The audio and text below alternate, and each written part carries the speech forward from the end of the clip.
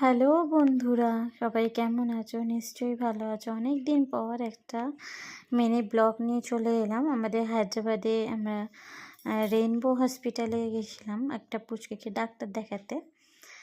তো এই রেইনবো অন্য হসপিটাল থেকে এই রেইনবো হসপিটাল বাচ্চাদের জন্য বেস্ট। আর এটা হচ্ছে রেইনবো হসপিটালের ক্যান্টিন। আমরা তখন এই রাস্তা দিয়ে যাচ্ছিলাম, তারপরে আবার ফিরে আসছিলাম। মাঝখানে রেইনবো হসপিটালের বাচ্চাদেরকে দেখাতে গেলে কোনো মানে কী বলে জ্বালাতন নেই, কারণ ওদের প্লে আছে আর খুব ভালো ট্রিটমেন্ট করে এখানে।